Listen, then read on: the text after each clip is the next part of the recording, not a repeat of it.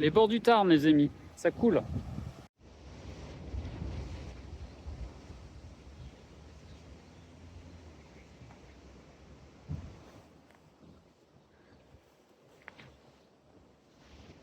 Je me faisais une petite réflexion sur la contemplation.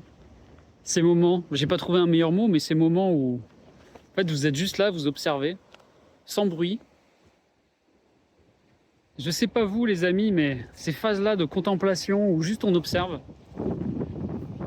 Ah bon là, je vous fais une petite vidéo, donc je suis pas totalement en contemplation pour le coup, mais ça me venait, j'ai envie de partager ce moment avec vous.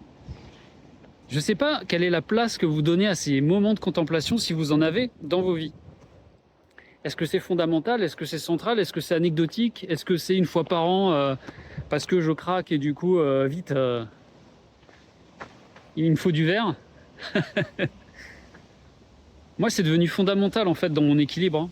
C'est assez dingue parce que quand je refais l'histoire du poulet, je remonte à il y a pas mal d'années maintenant. J'habite en Île-de-France, j'ai vécu plus de 15 ans et j'étais entre quatre murs. Et en fait, mes seuls environnements de contemplation, alors j'en avais, hein, ça m'a pas empêché, on ne change pas comme ça du jour au lendemain, mais il y avait déjà cette aspiration à aller chercher le moindre parc, le moindre bout de verdure. Alors j'étais pas loin des bords de la Marne, dans le Val-de-Marne, donc c'était quand même assez joli.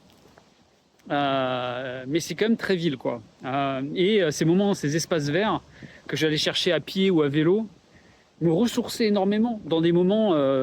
J'ai même pas, je peux même pas vous faire la liste. J'allais vous dire les moments de doute, mais en fait, doute, ça veut rien dire en fait. Et des moments où on est angoissé, des moments où on a peur, des moments où on est au contraire en surconfiance et on se dit attends là, il y a un truc qui.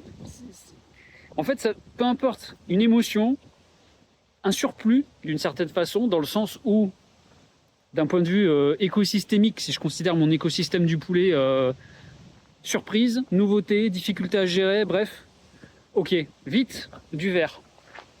Et j'avais ce réflexe-là même quand j'étais déjà en Île-de-France. Aujourd'hui, bon, je suis en Occitanie, hein, j'ai bougé depuis. J'ai vécu un petit moment à Albi, et puis maintenant je suis vers Montauban.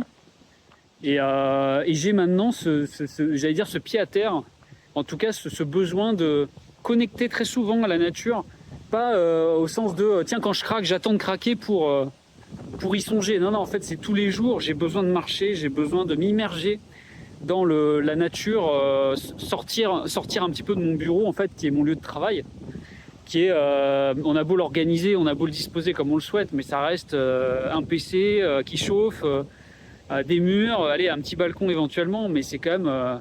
Et t'as ça à côté, quoi. Et je me faisais du coup cette réflexion sur l'importance d'avoir ces moments de contemplation et la part que ça prend dans nos vies et surtout l'évolution que ça peut avoir cette part-là au fil du temps.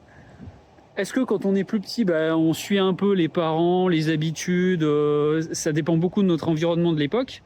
Et puis en grandissant, à mesure que votre environnement change, si il change, il peut aussi ne pas changer. Et même s'il ne change pas, vous pouvez avoir une aspiration plus importante justement à contempler davantage. Bref, je me posais ces questions-là. Est-ce que ça vous parle? Est-ce que vous sentez une évolution dans ce besoin de... Alors, il y a la nature. Et quand je dis contempler, pour moi, c'est... je me pose et je prévois rien. Je prévois pas de... je vais écrire un truc, je vais être sur mon téléphone, machin. Bon, là, je vous fais une vidéo. C'est un peu l'exception, mais... Avant cette vidéo, là, autour de la vidéo, je marche, je me balade. J'ai pas de projet là en fait. Je me dis juste, ok, pendant 1 heure ou 2, tu sors, tu marches. Et tu reviendras chez toi. Et après, il se passe peut-être des choses ou pas. Mais il y a ce besoin de... Alors, est-ce que c'est une prise de recul? Est-ce que c'est un